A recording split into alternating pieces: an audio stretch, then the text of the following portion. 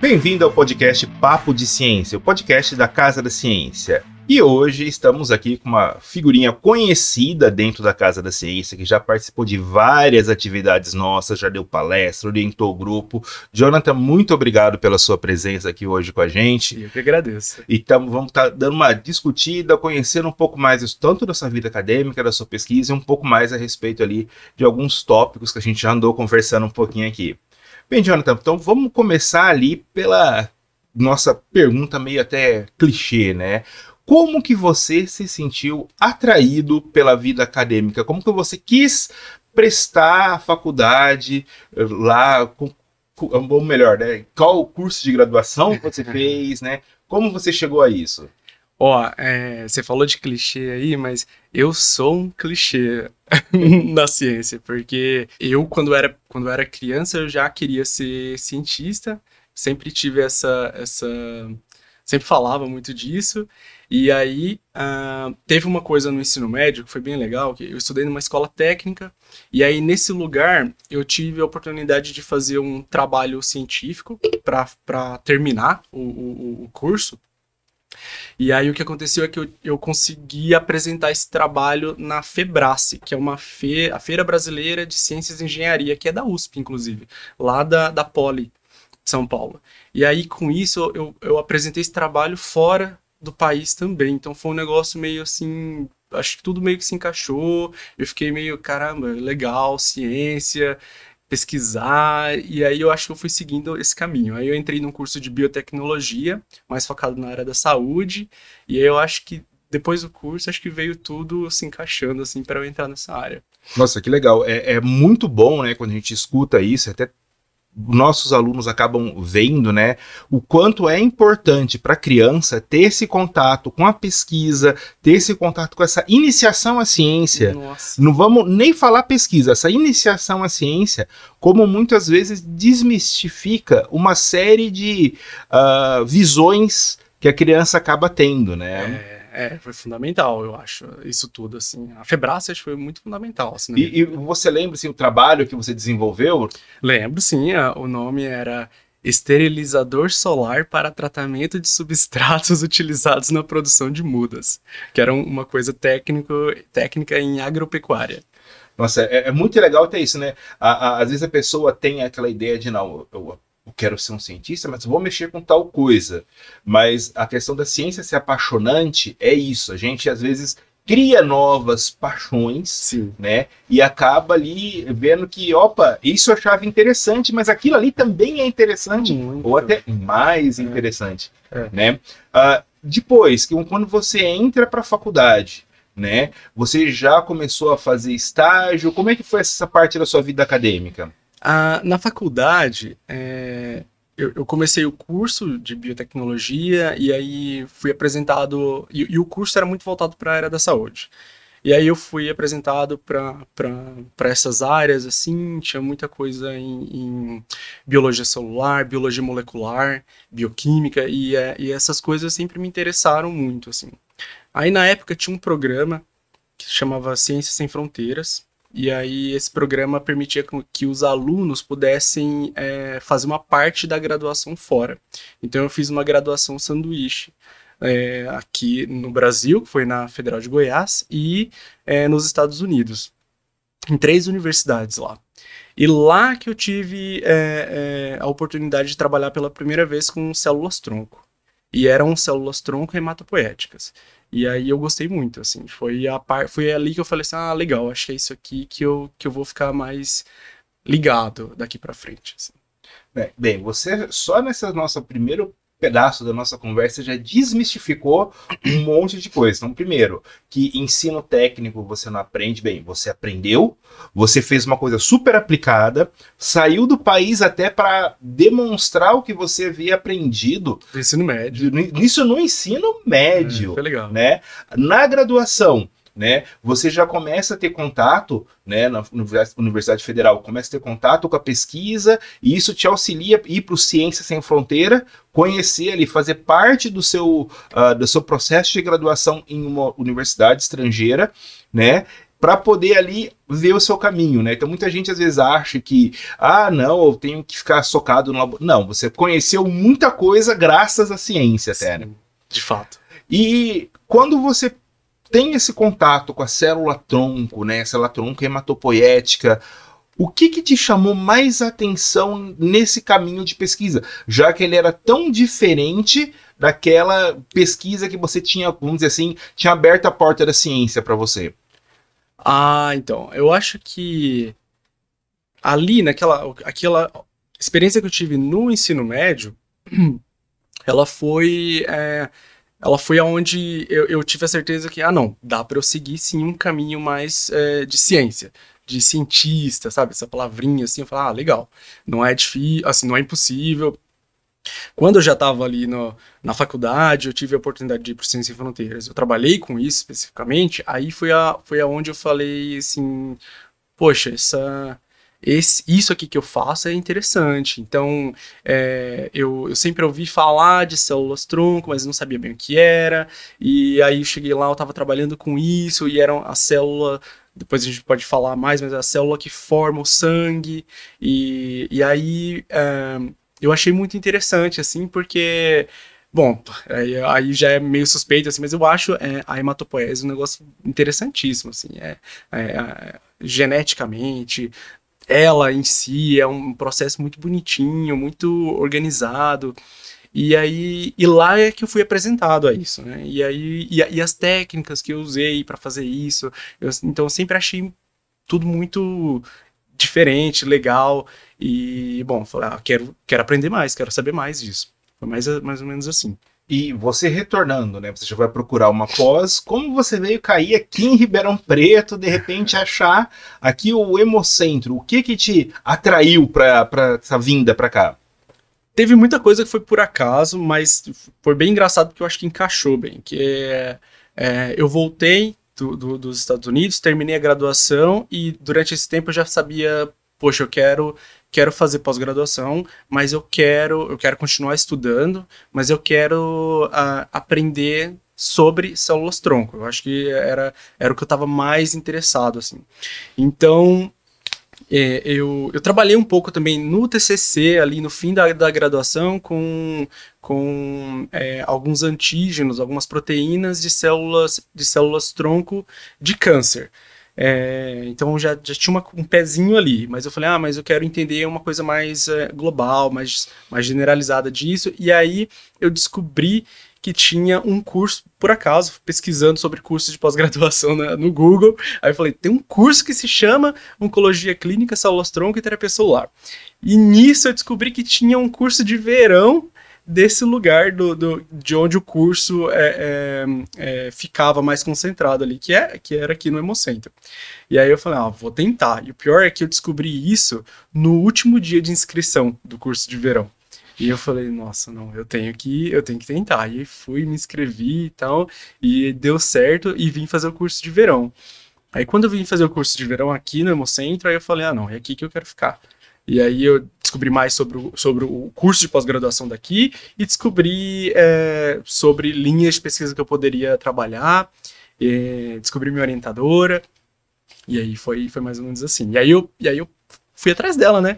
Falei, e aí, tal, pode? O que você acha? E ela falou, esse menino aqui de Tocantins, sabe, aqui em São Paulo, o que você quer? E aí eu falei pra ela, não, eu quero aprender, quero ficar aí, e não porque eu não tinha outras opções, eu poderia tentar outras coisas, mas eu queria aqui.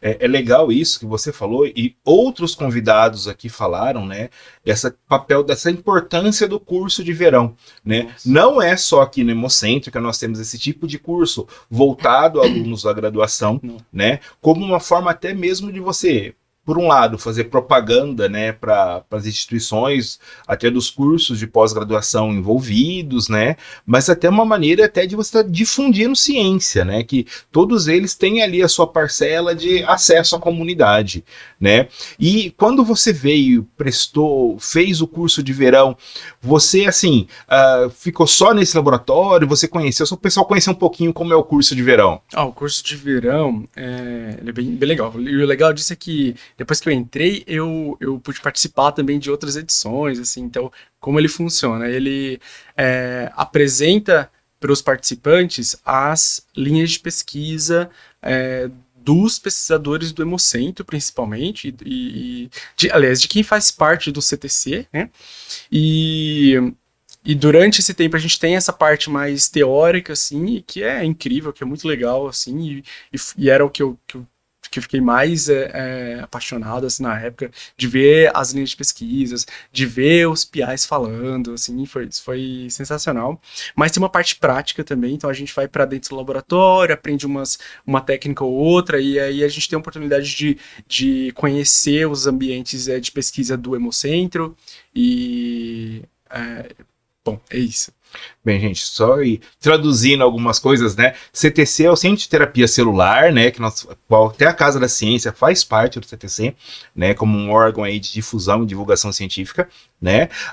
E os PIs são os pesquisadores principais de cada laboratório. O pessoal ali que nós vamos conhecer eles mais para frente é o pessoal ali que vai coordenar uma série de experimentos, uma série de linhas de pesquisa dentro ali de um norte que o laboratório segue, né? Então, muitas vezes você tem, a gente vai até ver isso depois, que dentro de um laboratório várias linhas vão estar acontecendo ao mesmo tempo e que, de repente, ali você tem uma pessoa que é quem coordena todas, né? Você já estando aqui em Ribeirão Preto, já seguindo a sua linha de pesquisa, daí você entrou no mestrado, você trabalhou com o que no seu mestrado, no doutorado, o que foi, como é que foi esse deslanchar da sua carreira acadêmica? Bom, como funcionou? Quando eu cheguei aqui para ficar com a Simone Kashima, que é do Laboratório de Biologia Molecular, eu fiquei um tempo com ela, para ela me conhecer, lógico, eles precisam desse tempo para ver o que o aluno, quais são as capacidades do aluno, o que ele tem mais interesse, para ele aprender um pouco sobre o que se faz ali naquele laboratório. E aí eu fiquei lá um tempo aprendendo sobre o que o pessoal fazia e tinha um pós-doc aqui, que ele é um moço da França, e ele ficou aqui uns 4 anos, e ele começou, a Simone pediu, segue o Ian, que ele vai te ajudar. E ele trabalhava estudando uma doença que se chama anemia falciforme, que é uma doença genética, que é um dos focos do nosso laboratório. E aí eu comecei a trabalhar com ele e, eventualmente, a gente construiu um projeto de pesquisa para eu começar o mestrado. Então eu escrevi o projeto, entrei no programa, comecei a aprender sobre a anemia falciforme e comecei o mestrado nisso. E aí, eventualmente, a gente foi vendo que dava para esse projeto se tornar um projeto de doutorado e que eu poderia conseguir fazer o doutorado direto. Então, eu passei para o doutorado, aí eu não terminei o mestrado, mas já estava caminhando dentro do doutorado. Então, tudo que eu tinha feito, eu não tinha perdido nada. E aí, agora estou finalizando o doutorado agora com esse projeto que a gente escreveu lá atrás. Bem, é bem legal. E você falou duas coisas muito interessantes, né? A questão da própria anemia e a questão da formação das células sanguíneas, né? No caso da formação das células sanguíneas, nós até já tivemos aqui uma entrevista da Marina, que ela trabalha com o programa Doador do Futuro, aqui na Casa da Ciência, aqui no Hemocentro, né? Com a captação de doadores, e falou da importância exatamente do sangue, do ponto de vista doação, né? Eu acho que é muito legal agora ver um pouquinho isso com você, porque a gente, eu digo, é o leigo, quando ouve falar de sangue, é aquele treco vermelho que espirra em filme de terror, mas não tem a noção que é um apanhado de células, proteínas, que estão ali todas em um meio fluido, e que de repente ali tem todas as suas particularidades por conta disso, né? Então eu vou começar com uma pergunta que ela é, para o leigo, muito básica, mas para a gente sabe que é uma pergunta muito complicada e até meio sacana. Como nasce o sangue? Como nasce o sangue? Acho que para falar, eu poderia falar primeiro o que é o sangue. O sangue, perfeito, ele não é só o líquido que espirra no filme de terror, ele é um tecido. Então, assim como a pele, assim como o cérebro, assim como o fígado, ele é um tecido, ou seja, ele é formado por diversos tipos celulares. Então, o que é célula também? Célula é a menor unidade que forma o nosso corpo. Tá? Então, o nosso sangue, apesar dele ser vermelho, ele é formado por vários tipos dessas células. Então, tem célula que é vermelha, que é a maior parte, por isso que o sangue é vermelho, e tem célula que é branca, entre aspas. E cada uma dessas células tem uma função. E aí, ele se forma num outro tecido, que a gente chama de medula óssea, que é basicamente um lugar no nosso corpo, na verdade vários lugares do nosso corpo, que eles têm uma estrutura específica, celular também, de células que permitem com que esse tecido seja formado. E aí o que acontece? Ali naquele ambiente ali tem diversas células, entre elas as células tronco, especificamente as células tronco hematopoéticas, que são as células que formam o sangue, que são células que podem, a gente chama de diferenciar, que é ela meio que se transformar em todas as células desse tecido, que é o sangue. E o que acontece é que depois enquanto a gente vai precisando de sangue, porque acontece, essas células elas vão morrendo e a gente vai precisando de mais células, ou às vezes a gente tem um problema, uma doença, ou um acidente, perde sangue, a gente vai o tempo inteiro mantendo uma quantidade certa de todos esses grupos celulares que formam o sangue no nosso corpo. Bem, uma coisa que você falou agora aí que me chamou bem a atenção, né, é a medida que vai precisando. Então, hoje estou aqui, eu, Vinícius, conversando com você de boa, tranquilo, mas vamos supor que, de repente, sem querer, eu corto meu braço, né? Tem uma perda de sangue maciça. Como que a medula do meu osso vai entender que eu tô precisando de sangue? E, gente, só um detalhe, nós estamos falando aí da medula dos ossos longos, não é a medula da nossa coluna espinhal. Tá? Só para diferenciar bem isso, boa, beleza? Tá? Como que ela sabe que ela tem que trabalhar bastante agora para repor esse sangue que eu perdi?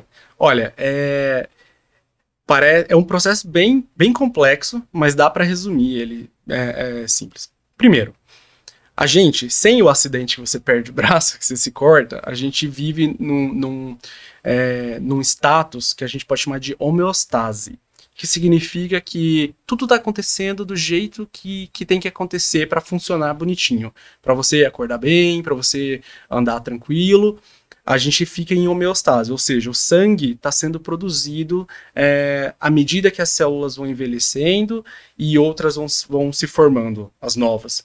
Então, isso se chama homeostase. Quando a gente tem um problema, ou uma doença, ou um acidente, que a gente perde sangue, existe um sinal que o nosso corpo emite, que acontece nos rins. Esse sinal é um sinal molecular, tá? Ou seja, tem uma proteína que é liberada pelos nossos rins, que se chama eritropoetina. Então, o que acontece? Lá nos rins, quando a gente perde sangue, ele sente que abaixou pressão, abaixou a quantidade de hemoglobina, que é uma molécula específica que a gente tem, que é ela que carrega o oxigênio. E ela que está dentro da célula vermelha, e a célula vermelha que leva o oxigênio, que é uma das coisas mais importantes para a sobrevivência das nossas células, ou seja, do corpo humano, para todos os outros tecidos. Então, o que acontece? Quando os nossos rins eles sentem essa baixa desses parâmetros, eles liberam eritropoetina, que é uma molécula específica, importante para fazer o processo de eritropoiese, que é especificamente a diferenciação da célula tronco na parte vermelha. Tá? Lembrando que o sangue ele não produz só a célula vermelha, mas ele produz as células de defesa, produz as plaquetas que permitem com que a gente não sangre até a morte quando a gente se corta. Mas se a gente perdeu bastante sangue, ele vai emitir a eritropoetina vai fazer com que a célula tronco se diferencie. E à medida com que isso acontece, quando chega um nível suficiente de célula vermelha, ele sente de novo que tudo voltou ao normal e aí ele para de emitir eritropoetina. E aí a gente volta à homeostase. Ah, legal. E, gente, ó, pro pessoal aí do ensino médio, vocês já vão ver um esqueminha mais ou menos como esse, se repetindo várias vezes no corpo humano, e em geral a gente chama isso aí de feedback ou retroalimentação, né? Que é quando um ou mais órgãos vão mandando sinais um para o outro e controlando uma dada função. Fica de olho que isso daí vocês vão ver bastante durante todo o ensino médio. Verdade. Tá? E no caso, por exemplo, a gente falou aí de um acidente, alguma coisa, e alguém que, vamos dizer assim, já nasce com algum problema, tipo como você falou da anemia falciforme, que ele já vai ter alguma, vamos dizer assim, desregulação, né? Não vai estar a homeostase dele reguladinha, né? Então, primeiro, né, o que é anemia falciforme, né, e o que ela causa nesse processo aí? Então, a anemia falciforme, ela é uma doença genética, ela é hereditária e no Brasil e em muitos países do mundo é a doença hereditária mais comum, tá, que a gente tem. E ela é uma doença que ela é causada por uma mutação pontual, ou seja, de uma única base num gene específico, que é o gene da hemoglobina beta, tá? Então, só para resumir, a hemoglobina eu falei que é a proteína que carrega o oxigênio.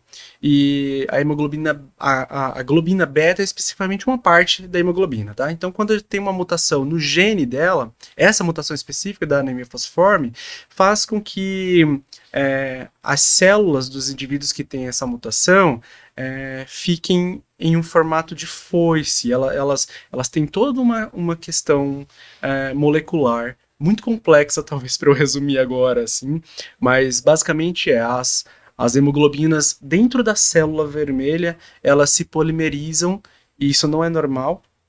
E o que acontece é que quando elas se polimerizam, elas se juntam dentro da célula, elas alteram a arquitetura natural da hemácia. A hemácia é a célula vermelha. Então, a hemácia ela é um disquinho. Ela é um disquinho achatadinho e ela passa por todos os capilares do nosso corpo. Assim. Tem capilar que é basicamente do diâmetro de uma hemácia. Ou seja, só cabe uma célula. E quando ela tem essa arquitetura dela alterada, às vezes ela fica e ela entope ali alguns capilares, entendeu? E aí o que acontece na anemia falciforme? A gente tem uma série de processos isquêmicos, que é basicamente pequenos infartos no corpo inteiro. Então, e isso causa muita dor, o paciente ao longo da vida dele sente muita dor. Isso acontece bem quando a célula vai lá e entrega o oxigênio, sabe? Acontece isso, a célula ela começa a perder a forma dela e aí ela acaba causando essa série de microinfartos no indivíduo, e eles têm algumas crises de dor, que a gente chama. Então, uma doença muito dolorosa. O que acontece também é que essas células, em função desse processo de mudar a conformação dela, que a gente chama de falcizar, então ela muda e fica parecendo uma foice, depois ela volta, aí depois de novo, eventualmente ela vai tendo ela vai criando, acumulando alguns problemas de membrana, da membrana daquela célula. E isso faz com que ela fique mais fácil de quebrar, de lisar, ou com que ela envelheça muito rápido, a gente pode dizer assim. Então, duas coisas acontecem na doença falciforme. As células envelhecem muito rápido, e aí, envelhecendo muito rápido, elas vão ser destruídas mais rapidamente, porque o nosso corpo vai lá e pega aquelas células que já estão velhas e eles destroem ela para poder fazer nova, naquele processo que eu tinha explicado. Mas ao mesmo tempo a gente também tem muita perda dessas células dentro dos vasos sanguíneos também, elas se rompem lá dentro. Então isso causa uma anemia, que basicamente é a perda de célula vermelha daquele indivíduo. E com esse processo, a gente tem o nome de anemia falciforme. Mas tem uma doença que tem dois sinais muito importantes, que são as crises por pequenos processos isquêmicos e também a anemia em função desse envelhecimento precoce e dessa perda de célula vermelha. Só para ver se eu entendi, claro. Vamos imaginar a hemácia como sendo uma garrafa PET. Legal. Né? Que eu vou poder colocar ali dentro meu oxigênio e não meu refrigerante. Se de repente eu pego aquela garrafa PET, acho que isso já deve ter acontecido com muitos dos nossos alunos aí que estão assistindo, e coloco perto do calor, a garrafa PET ela detona o formato. Se ela detona o formato, ela já não vai caber direito na geladeira, ela já não vai ficar em pé certinho em cima da pia, exatamente, ela já não vai caber no engradado. Então, quer dizer, ela vai perder o volume interno dela, vai ficar com o casco todo deformado, então não vai passar onde deveria passar. Exato. E proporcionalmente, dependendo do calor, vai até quebrar. Né? Seria mais ou menos isso. Mais ou menos isso. Para você ter uma ideia, uma célula vermelha, quando ela é produzida, que ela sai da medula óssea, ela dura, normalmente, 120 dias. Tá? Então, no indivíduo que tem essa doença, ela pode chegar a durar só 2 semanas. Ou seja, ele tem um processo de perda de células vermelhas muito mais acelerado. E aí ele também tem um processo de eritropoiese, que é a formação do sangue, mais acelerado também. Porque ele está precisando. Por quê? Porque ele não está em homeostase. Então ele tem que produzir mais célula vermelha e isso tem que ser um pouco mais rápido porque ele tem uma doença que causa anemia. Então, no caso, essa produção mais rápida de sangue que a gente viu que tá tudo bem equilibradinho, tudo certinho ali, funcionando perfeito no indivíduo que não tem essa anemia. Isso. No caso do indivíduo que tem, essa produção mais rápida, ela acaba desencadeando que no organismo dele causa alguma... Você já falou das dores e tudo que a anemia causa, mas do ponto de vista hematopoiese, o que a anemia falciforme causa no indivíduo? Bom, tem 2 coisas que são mais chave nesse processo, especificamente falando da hematopoiese desses indivíduos. Primeiro, que a eritropoiese, quando eu falo de eritropoiese, então é dividindo a hematopoiese na série vermelha, que a gente chama, na parte de célula das hemácias. A eritropoiese, ela é acelerada. Isso faz com que a medula, o rim tá lá assim, ó, liberando eritropoetina, porque tá faltando célula vermelha. E aí a medula óssea pega e fala, poxa, eu tenho que correr aqui, eu preciso fazer mais hemácia. Só que ela não consegue maturar, ou seja, a célula pegar e sair daquela fase de célula tronco, que é uma célula diferente, até chegar naquela célula que vira o disquinho que eu falei, entendeu? Ela não consegue fazer isso a tempo. Então ela começa a liberar na corrente sanguínea, ou seja, a célula sai da medula óssea e vai pro sangue, pro tecido, sem se formar adequadamente. Então o indivíduo que tem anemia falciforme, ele tem tanto as células vermelhas normais circulando, quanto células que ainda são imaturas, ou seja, que não desenvolve o papel dela corretamente de distribuir oxigênio no corpo. Então eles têm células que ainda não se tornaram o disquinho que é a hemácia propriamente dita, né? Então esse é um ponto. Eles têm uma aceleração da eritropoiese. Um outro ponto também que acontece é que parte das células que vai se transformar nas células vermelhas, antes delas se transformarem nas células vermelhas, enquanto elas ainda estão se diferenciando, elas morrem dentro da medula. Então, parte dessas células, aquele processo que eu falei, que acontece da polimerização da hemoglobina, que acontece no sangue do indivíduo que tem anemia falciforme, ele pode acontecer antes mesmo dessas células saírem da medula óssea. E quando isso acontece, essas células morrem dentro da medula óssea. Isso desencadeia uma série de problemas, inclusive um atraso naquela quantidade de célula vermelha que tinha que ter, ou seja, a homeostase ela não é alcançada. E um outro fator que essas células morrendo ali na medula óssea, a gente tem a liberação de conteúdo intracelular, ou seja, de proteínas e de DNA e de coisas que estavam dentro da célula, elas vão para fora da célula, dentro da medula óssea. Quando isso acontece, aquele órgão ele fica inflamado. A gente chama de inflamação quando as células brancas, essa parte, a série branca do sangue, elas têm que agir porque tem alguma coisa estranha acontecendo no nosso corpo. E quando essas células morrem dentro da medula óssea, então várias células brancas vão ali para poder proteger o corpo, porque aquilo não é normal. E aí, fazendo isso, elas inflamam o tecido, né? Ou seja, libera uma série de proteínas que fazem com que o funcionamento daquele órgão, daquele tecido, não aconteça de acordo.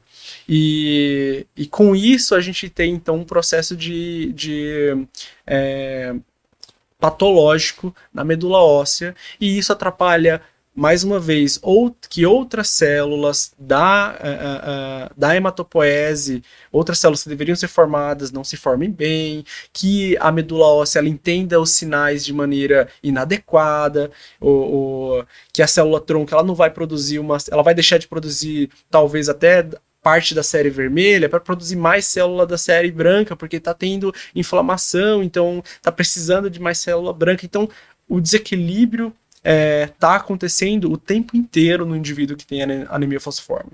Então, é importante estudar a formação do sangue nesses indivíduos, especificamente porque, dependendo do que a gente encontrar, a gente pode pensar, talvez, em maneiras a gente tratar o indivíduo para melhorar essa formação do sangue deles, para poder diminuir esse processo em que ele não está em homeostase hematopoética, né?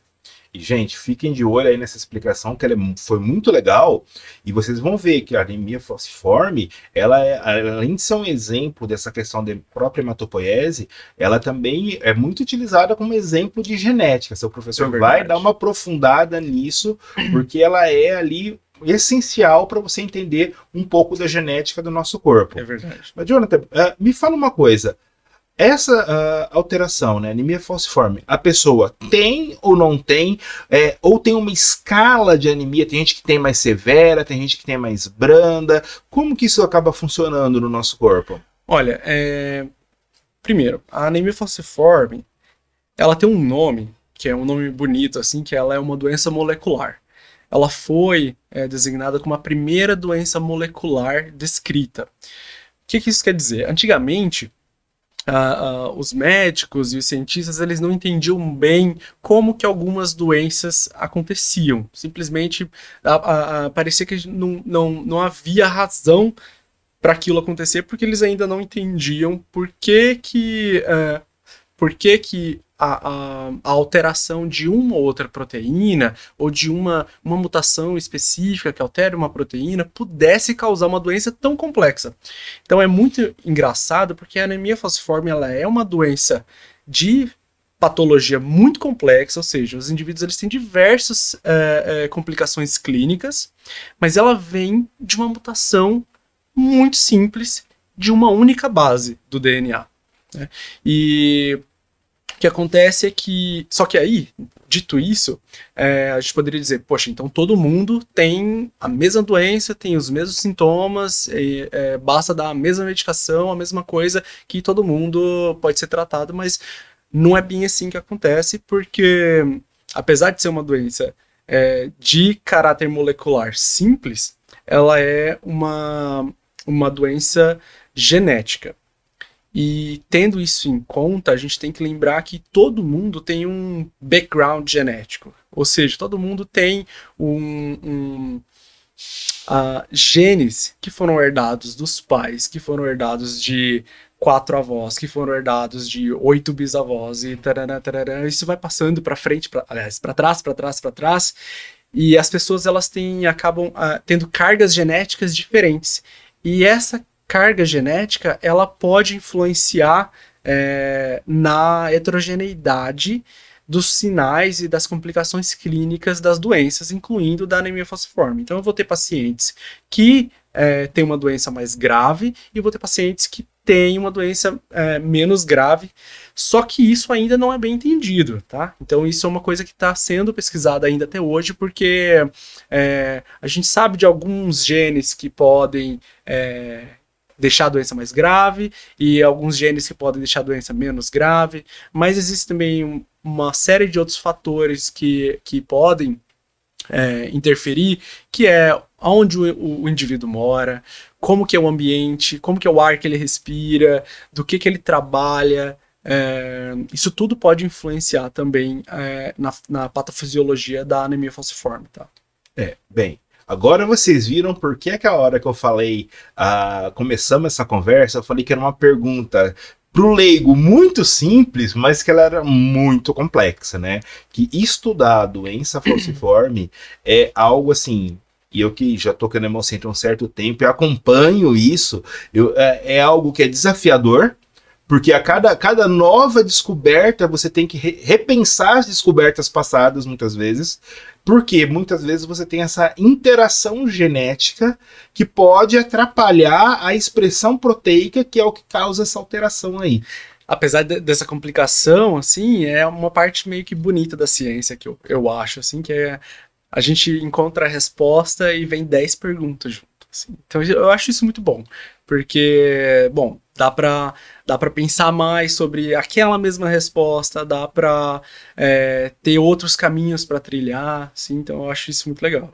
Essa é uma característica muito legal, né, que tem, e vocês estão acompanhando nesses nossos podcasts, né, de você estar conversando aí com um pesquisador, com um cientista, é que eles não querem muitas vezes uma pergunta pronta, uma resposta prontinha, embaladinha, como sendo a pedra final. Ela vai ser testada, ela vai ser ali cutucada, vai estar vendo a interação daquela... Vai entender todo o evento. Eles não querem a resposta, eles querem o evento da resposta e como ele interage ali, no caso, com o corpo humano, né? Como é o objeto. Então é por isso que às vezes a gente, e vocês vão ver entre os vários pesquisadores aqui, quando você ouve falar de uma doença, a pessoa fala, não, a interação é bonita, né? É porque do ponto de vista biológico, todas as reações química, física, biológica, fisiológicas ocorrendo naquele indivíduo é de uma perfeição muito grande, né? Você vai imaginar que uma alteração em um gene altera o formato, que mexe com o rim, que altera a produção de célula dentro do osso, é de dar um nó na cabeça muitas vezes. Né? No caso, na sua pesquisa, o que você está aprofundando dentro desse panorama? Então, eu estudo especificamente como que a célula-tronco e os progenitores hematopoéticos, que são basicamente as células-tronco e as células que são um pouco mais diferenciadas, como que elas estão com relação à funcionalidade, ou seja, a capacidade delas de se diferenciar e se transformar nas outras células que compõem o tecido sanguíneo, e também quanto ao imunofenótipo delas. O que isso quer dizer? Quais são as proteínas de membrana, especificamente, que essas células apresentam? Essas proteínas que eu estudo, essas proteínas de membrana, são proteínas que são importantes para a diferenciação celular da célula-tronco hematopoética. Então eu estudo alguns componentes dessas células, como que eles estão expressos, ou seja, quanto que tem deles nessas células, e se isso está de acordo com um indivíduo que não tem a doença. Então eu estudo a doença sempre acompanhado de um controle, que são os indivíduos que não têm a doença. Então eu olho lá, a célula do indivíduo que tem anemia falciforme, ela está assim. Aí eu olho o indivíduo que não tem anemia falciforme, essa está assado. O que tem... Qual que é a diferença? Por que está assim assado? Então eu tenho que olhar direitinho se aquele antígeno, se aquela proteína que é importante especificamente para diferenciação eritróide ou linfóide ou granulocítica, se ele está expresso de maneira adequada e o que isso pode afetar na funcionalidade daquela célula. Ou seja, essa célula está com um aspecto imunofenotípico muito diferente do indivíduo normal. Quando eu coloco ela num cultivo celular in vitro, ou seja, eu coloco ela dentro de um pocinho, de um pedaço de plástico, coloco um meio de cultura, que é basicamente alimento para a célula, ponho num lugar que vai deixar ela a 37 graus, que é a temperatura do nosso corpo, com algumas misturas de gases específicas, deixo essa célula lá num lugar que vai mimetizar o nosso corpo, tá? E vou ver se ela vai diferenciar de acordo ou da mesma maneira que a célula do indivíduo controle, do indivíduo que não tem a doença. E aí eu olho se tá igual ou se não tá.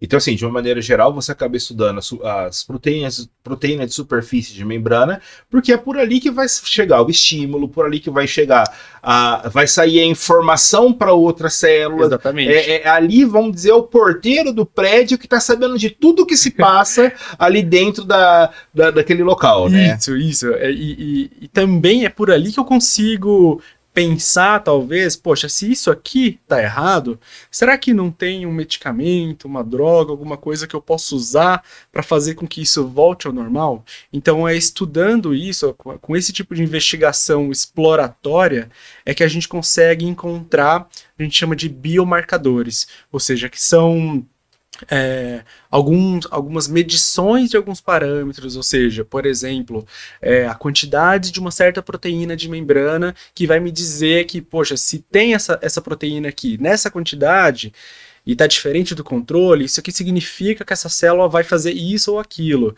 E aí eu consigo pensar em alvos terapêuticos, ou seja, lugares que eu posso tentar focar os próximos estudos para poder pensar em novas terapias para essa doença.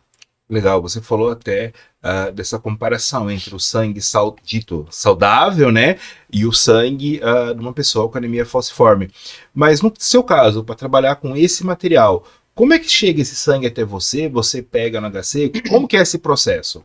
Tem um ponto muito chave da doença falciforme que eu deixei de falar, que é esses indivíduos, eles dependem de sangue.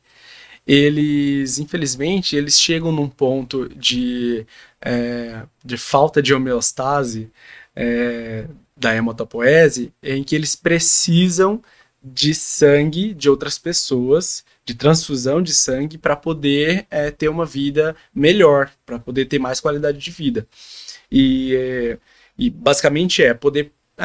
não é só porque ele é um indivíduo anêmico, não é só pela falta de sangue, mas também para substituir aquela série vermelha de hemácias que esses indivíduos têm, que causa um monte de problemas.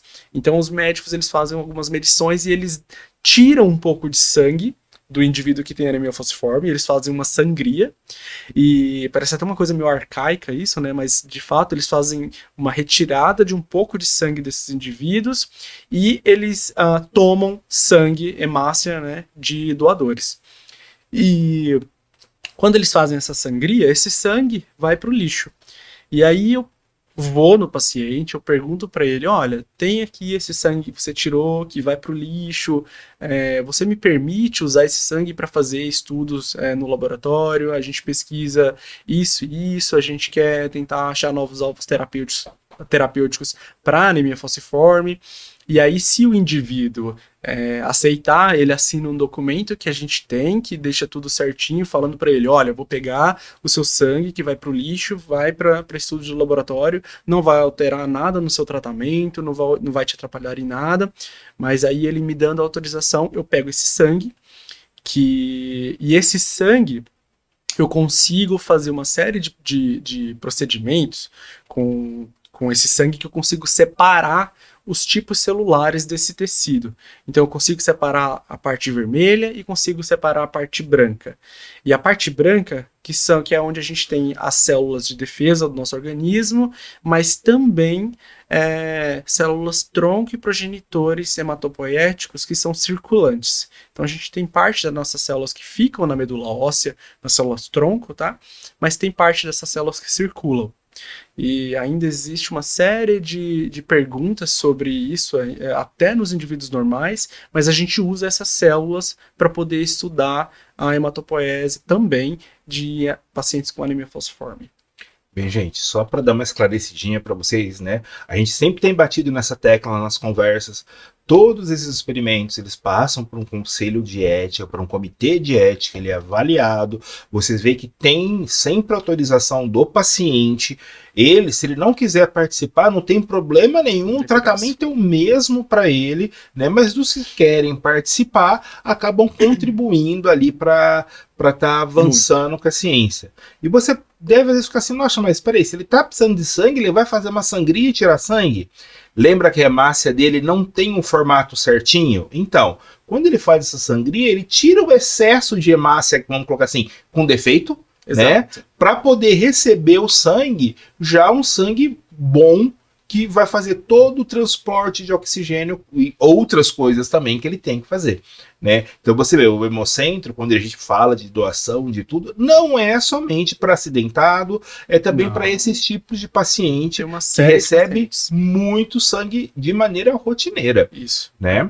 É até bem complexo isso, porque eles dependem de doador, e o doador tem que ser compatível. Acho que todo mundo já deve ter ouvido falar dessa questão, é compatível, não é compatível, e tem que ser compatível, e às vezes precisa de mais de um doador. Acontece também muito esse sangue, mesmo sendo compatível, eventualmente o nosso corpo reconhece que não é nosso, mesmo sendo compatível, e aí ele vai falar, eu não quero mais. Ou seja, o corpo ele desenvolve mecanismos de defesa contra esse sangue daquele doador específico, e aí esse paciente vai precisar de uma outra pessoa. Então, doem sangue. É que assim, de uma maneira geral, a gente conhece o sistema ABO e o sistema RH. Só que não são somente esses sistemas que gerem todo o processo de doação. Né? De uma maneira geral, funciona muito bem, vamos colocar aí para 80% da clientela. Isso. Mas a gente tem uns 20% que vou ter mais compatibilidade para poder estar recebendo esse sangue. Uma coisa assim que você fala de todo esse trabalho, que é um trabalho assim bonito, que a gente nem pode questionar a aplicabilidade dele, porque a gente sabe o quanto dessas pessoas aí elas sofrem, né? Por ter essa alteração, né, que embora seja pequena, acarreta tanta dificuldade. E a gente sabe, como você mesmo falou, que tem tratamento, medicação. A medicação ela vai atuar nesse caso onde? No gene errado ou nos sintomas que a pessoa está tendo? Então, bom, quando a gente fala de anemia falciforme, doença falciforme, por ser uma doença genética, então uma doença que não tem cura, tá? Que se pode conseguir? O paciente tem 3 tratamentos principais que mudam o curso clínico da doença. O que isso quer dizer?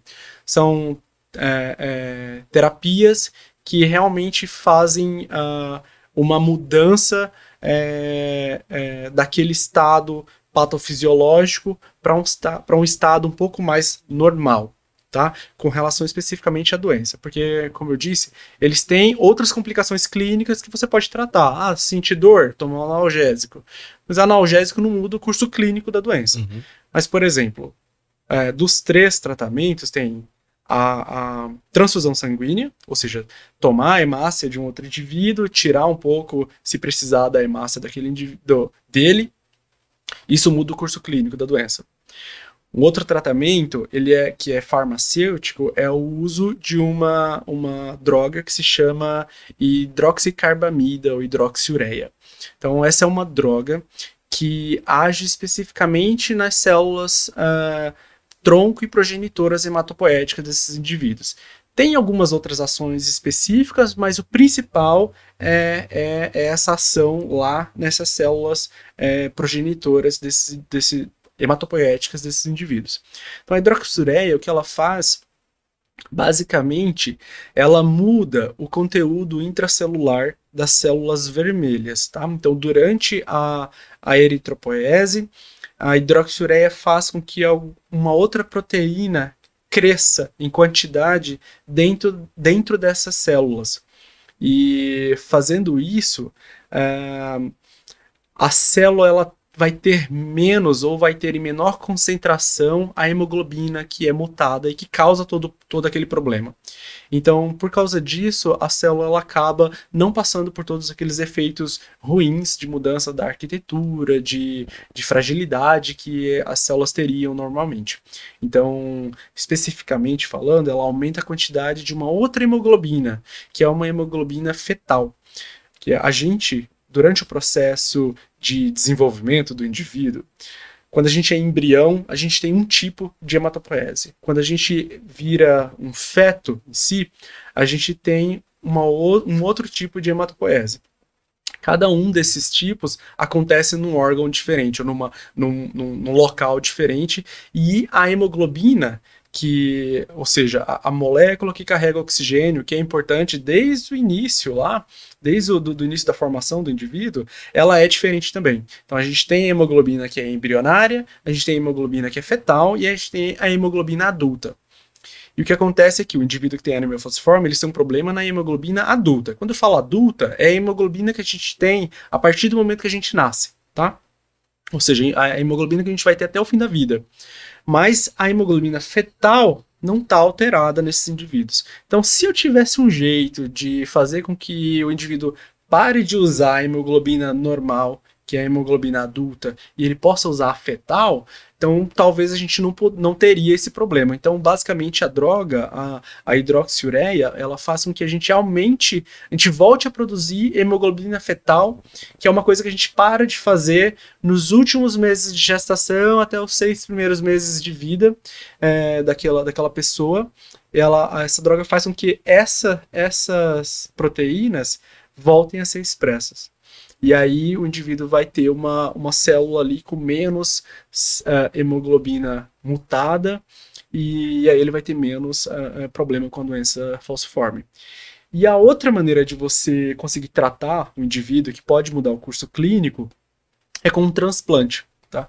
Então tem vários tipos de transplante, mas basicamente é você trocar a célula-tronco daquele indivíduo. Então, tira aquela célula-tronco dele, que tem uma mutação, e coloca a célula-tronco de um outro indivíduo, ou dele mesmo, mas que não tenha a mutação. Tá? Então tem duas maneiras de fazer isso, que é ou eu pego a célula de um indivíduo que é compatível, que é aquilo que a gente falou de novo da transfusão, mas agora para doação de medula óssea, e a gente troca, basicamente literalmente uma troca mesmo de célula-tronco, e o indivíduo passa a fazer um sangue que não é dele. E aí aquele sangue não vai ter mais a mutação, ele não vai ter mais a doença. E a outra maneira de você fazer isso é você pega a célula-tronco daquele indivíduo, traz ela para fora, e aí você muda o gene desse indivíduo de verdade. Você vai lá e tira aquela mutação de alguma maneira, e aí você volta aquela célula para aquela mesma pessoa, e agora o bom disso é que ele recebe a célula dele mesmo, então ele não vai ter problema de rejeição, problema de compatibilidade. E aí ele também vai desenvolver o sangue agora, sem a mutação, sem os problemas com a hemoglobina, e sem a maior parte dos piores problemas da doença. Nossa, é muito legal ver a complexidade, é muito né, complexo, que você está trabalhando, que seu laboratório está seguindo aí, e a gente já conhece, né? Eu posso falar porque eu já conheço as várias linhas de pesquisa que o seu laboratório segue, né? E ver como a gente vai estar depois conversando com outros pós-graduandos do seu laboratório para entender um pouquinho mais a esse respeito. E para a gente dar uma finalizada, né?